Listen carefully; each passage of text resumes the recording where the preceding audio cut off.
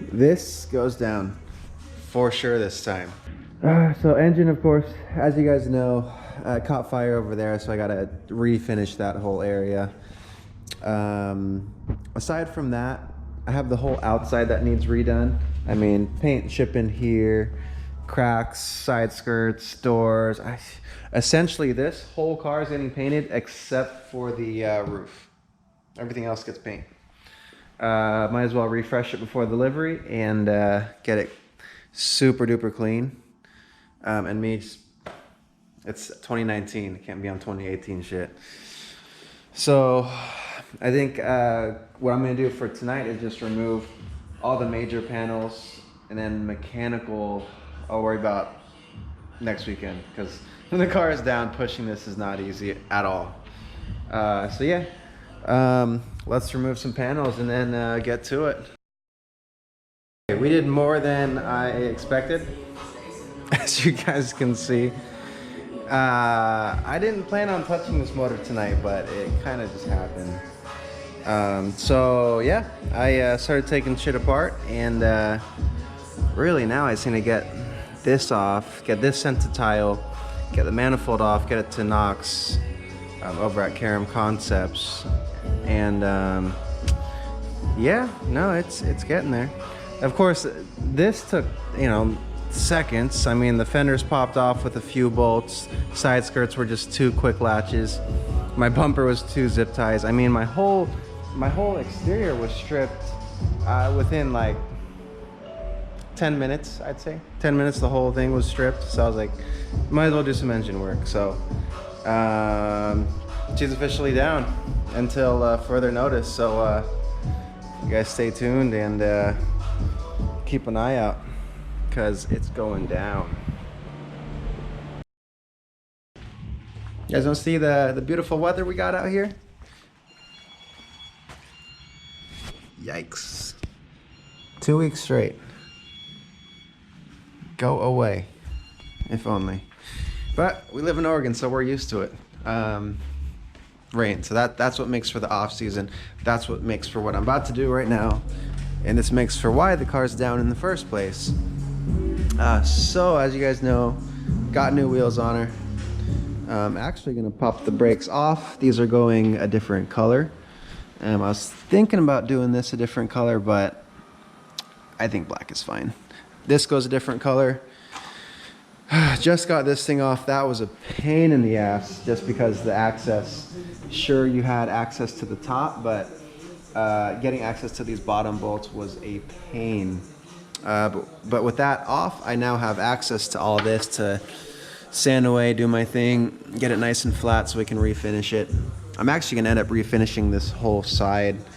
Got a little bit of clear bra here to peel off. But yeah, this whole side I'm gonna refinish and get it nice and show quality. So same color.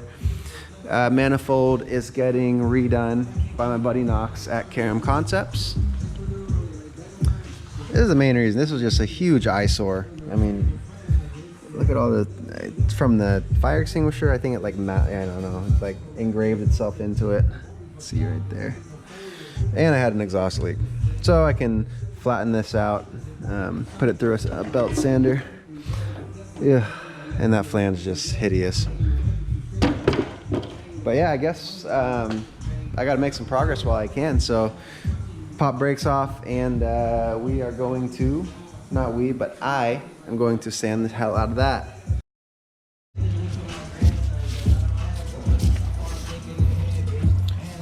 To the wheelhouse.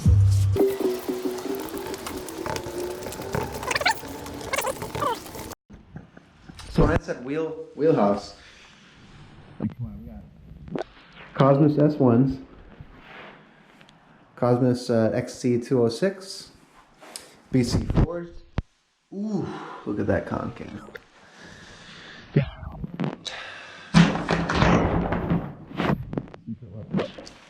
Oh yeah. Oh yeah. Talking tires. All right, got the brakes off, got the Cosmos wheels on, and now she goes down. Actually, you guys can check out the compression. See how much suspension travel there is on this bad boy. Look at that. Okie dokie. That's done. Now for you. Terrible. It's actually starting to rust. That's what I saw. When I saw it start to rust, I was like, all right, that's the last straw. So yeah, that's why this is happening. I saw rust, I was like, must fix. First step is to use wax and grease remover to clean off any contaminants that could be on there, which tape would not stick to. So we'll kind of douse everything down, at least the area I'm going to be working on. And then wipe her down. And kind of, you know, if there's dirt on the rag, just keep wiping it till there's no dirt, really. That's how you'll get effective masking and good quality work. Always prep the area. I'm sure you guys hear this a lot, but a lot of people say prep is everything, or that's where most of the work is. 110%. Because the actual painting part will take maybe, I don't know, 30 minutes to do this. So prep will take a few hours, if not more.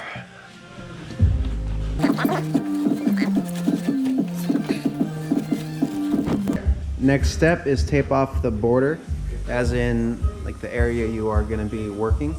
As you can see, I taped off the border right across the firewall, and this is all getting touched, so that's why there's no masking over here. Actually, a little bit right there. But I wanted to show you guys how crazy hot the paint is getting and how easy it'll flake off once it's at this point. Let's see if we can find a good one. Check this out. There's a little bubble.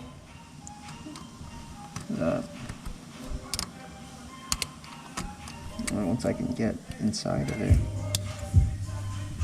There's one. Check this out.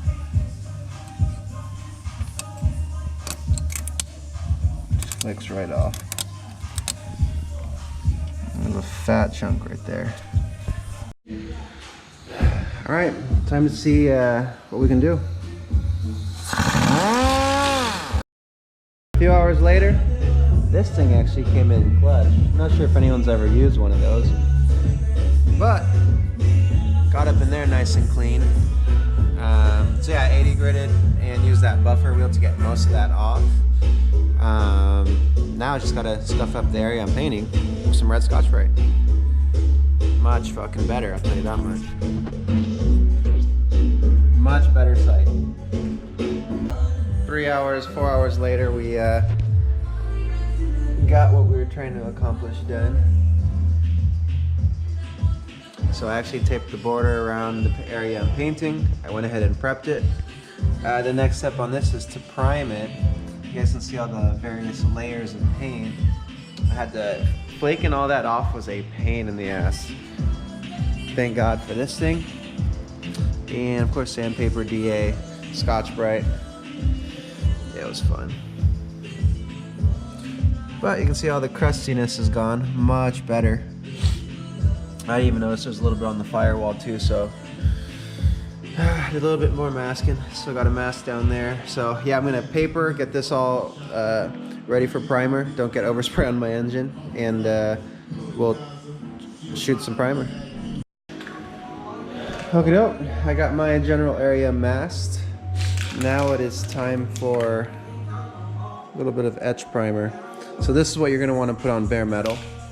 You don't want to just go straight primer on that. You need something that's gonna etch. So use this and then primer. Well, luckily I don't have a radiator in here and or intercooler. Easy access. Yeah, just a light coat. Get the general area covered. So again, this is only for bare metal. A little bit of bare metal down there.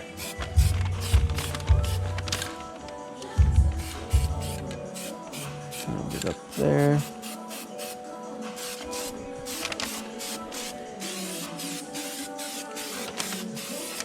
A little bit up here too. Yeah, that's pretty minor.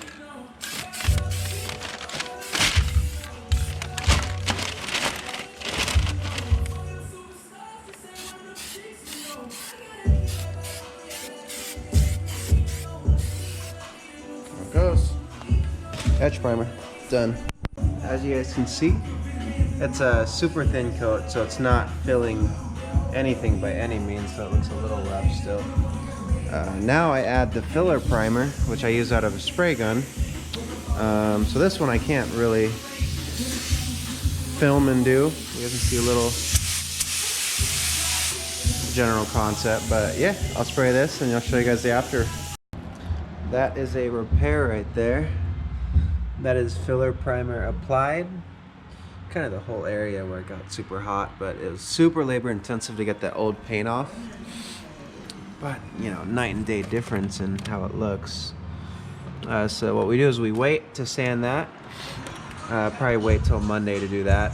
And then sand it down. Then put it in the paint booth, seal it, paint it, clear it, and it's done. That's a wrap for tonight though.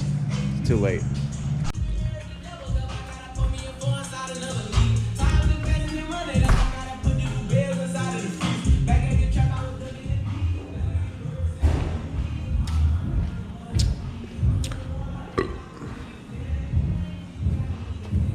Cheers.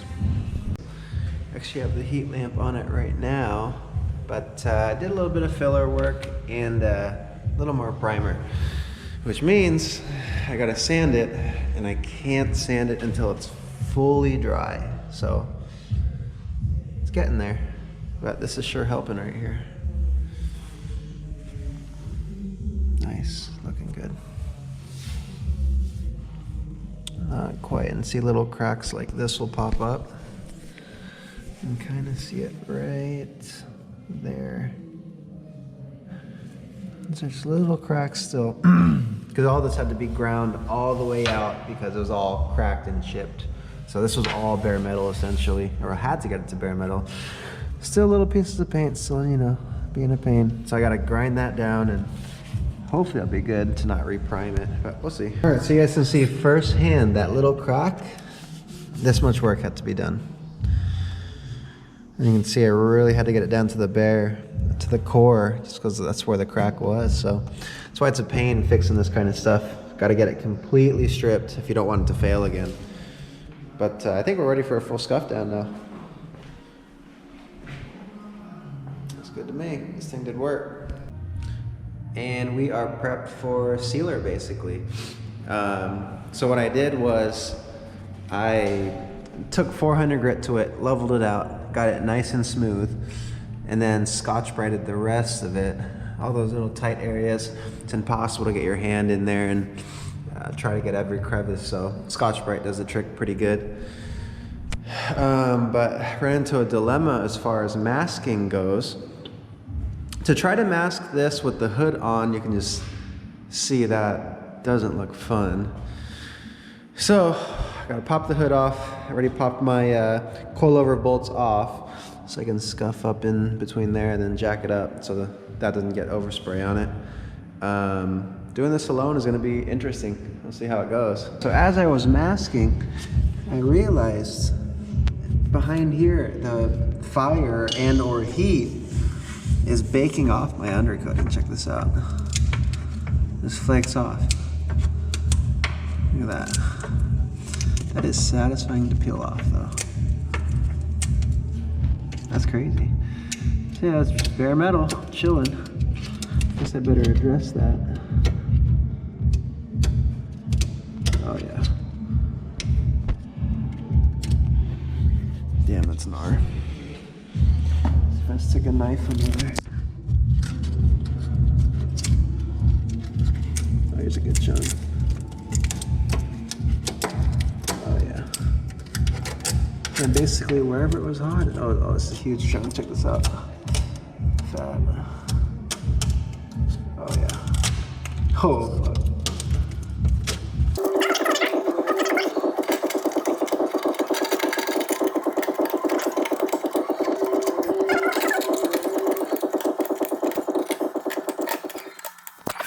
One hour later, I finally masked this. This was quite the clusterfuck. I don't know, masking around the engine, making sure not to get overspray everywhere, and all these crevices and open spots. This was a nightmare. off of this little freaking fire. But it's at its stage where it's ready for really paint. So I'm gonna get the gun out and start spraying.